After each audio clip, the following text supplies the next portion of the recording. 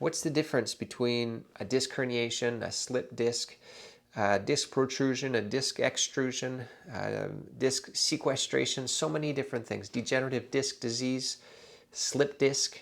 Now, let me put some clarity in it for you, okay? Slip disc is a general common language term, not a medical term that says there's an injury to the disc.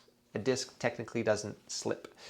That doesn't quite exist. Now, let me explain to you what a normal disc looks like. This is a normal disc. It's got a jelly center in the middle and walls, like a wall around it, like rings of an onion, almost like a jelly donut, surrounded within the center of an onion.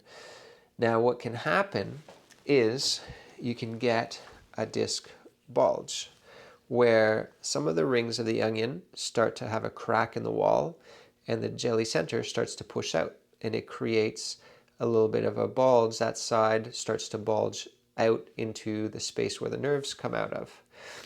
Now, that would be under the umbrella of a disc herniation, the mildest form. A disc protrusion means that it's starting to protrude more. It's not just a mild, gentle bulge.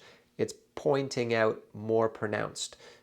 Which is not an example of this, but it'd be halfway between this and this, where it's fully poked out.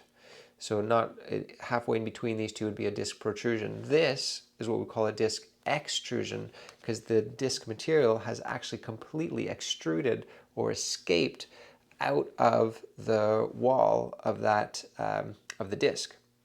A disc sequestration means that there's a chunk that's come out and detached from the rest of the jelly stuff and is just floating in space within the spinal canal. All of these are different variations of disc herniations. And disc herniations are something that can be improved with the spinal decompression table by sucking the disc material back in towards the center, improving the nutrition within the wall of that disc so that it can close up and heal and mend itself to make sure that this problem is stable for the long term.